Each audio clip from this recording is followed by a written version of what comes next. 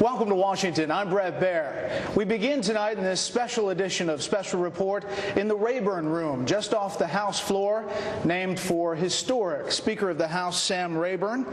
Today, we are speaking with the man expected to be the next Speaker of the House, Congressman John Boehner. Congressman, thanks for being here. Brett, it's good to be with you. First, let's start the news of the day. The president is signaling he will be willing to make the middle-class tax cuts permanent, but perhaps only extend temporarily the tax cuts for top earners for 1 or 2 years. Would you accept a temporary extension on the top tax cuts? Brett, in our Pledge to America, we made clear that we believe that all the current tax rates should be extended for all Americans and permanently. And the American people spoke on election night. They elected Republicans in droves. And what we're going to fight for is for all the current rates to be extended. We don't want to increase taxes on any American.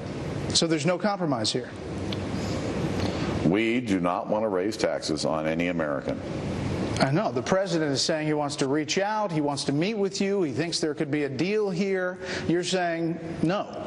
Listen, Democrats still control the Congress for the next 2 months, and I suspect we're going to have a whale of a fight over taxes and spending. The American people spoke on election night. It was their opportunity to send Washington a message, and the message they sent was stop the tax hikes and stop the spending. So in the lame duck session, you expect some kind of deal to be worked out?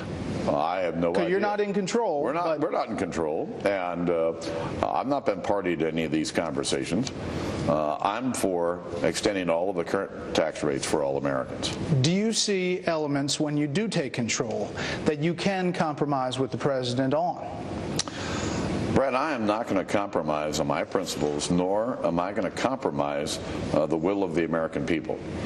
To the extent that the president wants to work with us on reducing the size, scope, and intrusion of the federal government, we're willing to work with it. The American people spoke pretty loudly the other night. They want us to stop the spending, and it's going to be our principal goal. The second goal is that they want jobs in America, and you can't have jobs in America when you have all this uncertainty coming out of Washington. And when you extend tax rates for a year, you leave all the uncertainty hanging out there. If people are going to invest, like me when I ran my small business, they want some certainty about what the future is going to look like so they can calculate a return on investment. You can't do that by these temporary extensions and other gimmicks. All right, so I know you're a football fan, but this is an ice hockey analogy. Do you look at a Republican House of Representatives as a goalie trying to stop the bad pucks from getting through with a glove or a stick? Or are you an offensive player trying to move the puck forward? Brett, I've always believed that if you never got off the offense, you never had to worry about playing defense. And I would suspect that you'll see the House move on offense, listening to the will of the American people. We're going to have a giant class of some 80-plus new members between the seats we've picked up and retiring members. They're going to make up 1/3 of our conference. And the best way to unite them with the existing members that we have here is to follow the will of the American people, and that's what we will do. But you have a Democratic-controlled Senate, and you will, and you'll have a president, a Democratic president in the White House. So, in your mind, is gridlock good?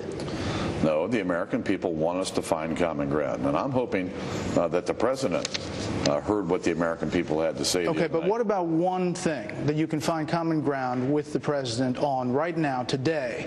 What can you say, yes, we can come halfway today? I talked to the president yesterday, and I told him when it comes to the free trade agreements with Colombia, Panama, and South Korea, that we'd be clearly interested in working with him. But there are responsibilities that I have in that effort and responsibilities that he has in that effort, and we talked about it. People say on Capitol Hill, so nothing else right now. Energy? You asked for one. Okay. I gave you one. You gave me one. Okay. People here on Capitol Hill say Democrats, Republicans, and appropriators are up here.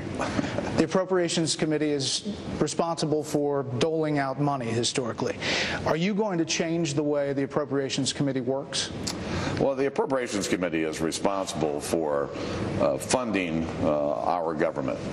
And over the years, there's been a lot of excesses coming out of that committee. But I believe that if we listen to the will of the American people, we're going to see less spending out of the Appropriations Committee. The guys in line to be chairman, they're big fans of earmarks. There's going to be an earmark moratorium. It's pretty clear. Why not an outright ban? Only because some things that people call earmarks here wouldn't classify as an earmark to the American people. I've made it pretty clear this process is going to stop. As you're well aware, I've been here 20 years. I've never asked for an earmark. I'm never going to ask for one. I told my constituents in 1990 when they elected me that if they thought my job was to come to Washington and rob the public treasury on their behalf, they're voting for the wrong guy. I said it, I meant it, and I've been committed to reforming this process from the day I got here. And over the last 5 years, I've spent countless hours trying to make sure that we spend the American people's money wisely. You were one of Newt Gingrich, his top lieutenants. You've been here for 20 years, as you said. What were the mistakes of the last GOP majority, and specifically, what will you do differently than them? Well, I think the first thing is that listening to the people. I think it's very important that today we have more Americans engaged in the political process than at any time of my lifetime. And as a result, we have to keep them engaged. I think the key to our success in the coming 2 years will be working with the American people, listening to them, and having them stay engaged so that they can put pressure on their members of Congress, both Democrats and Republicans, to do the right thing for the country. Health care. The president says he's willing to tweak the health care law. You say you're committed to repealing it. There's a big distance between tweaking and repealing. Oh, there's a very big difference. You're still committed to repealing it? This health care bill will ruin the best health care system in the world, and it will bankrupt our country. So you'll take a vote on repealing it? We are going to repeal Obamacare and replace it with common sense reforms that'll bring down the cost of health insurance. So what do you say to critics who say this vote is really a charade, knowing that a Democratic Senate will either stop it or the president will veto it, and that it's taking time, that you could be dealing with something else? Why not try to compromise and at least affect it now, the health care law, that you can? First and foremost, this is about the greatest healthcare system in the world. And secondly, let's not forget, this is also about jobs. And if you look at all of the requirements on employers, you can understand why they're not hiring new employees, because we've raised the cost of employment. Beyond repealing Obamacare, we're going to do everything we can to stop this bill from being implemented, to make sure it never happens. And frankly, if we're successful, this will become the #1 issue in the presidential election in 2012. How much time are you going to spend on this? As much as it takes. You criticize the president for spending too much time on health care. If you spend a lot of time trying to repeal it when it's not a reality in the Democratic Senate or in a presidential veto, won't you get criticized for that? There's a lot of tricks up our sleeve in terms of how we can dent this, kick it, slow it down, to make sure it never happens. And trust me, I want to make sure that this health care bill never, ever, ever is implemented. So are you for preventing insurance companies from denying someone insurance based on pre-existing conditions? No. And there are common sense reforms that we can agree on that'll bring down the cost of health insurance. You're going to start over. Start over. That's where we were a year ago. That's where we were 6 months ago. We've not changed our position on this at all. We told the president down at the Blair House during the 7-hour Obama infomercial that we ought to stop and start over. And we laid out the 8 or 9 common sense ideas we had that would bring down the cost of health insurance. On Afghanistan, most of the Blue Dog Democrats have now been defeated.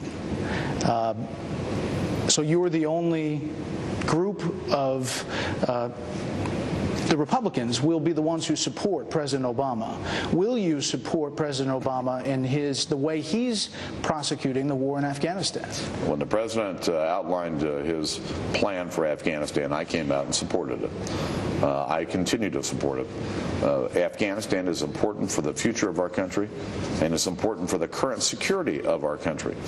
And I'm going to do everything I can to make sure that we have success in Afghanistan. Last thing, quickly. The president's gotten a lot of criticism for playing a lot of golf. Do you want to defend him on that? He's played a lot more golf than I have this year. Is there a golf summit in the works? Not yet. Okay. Congressman, thank you.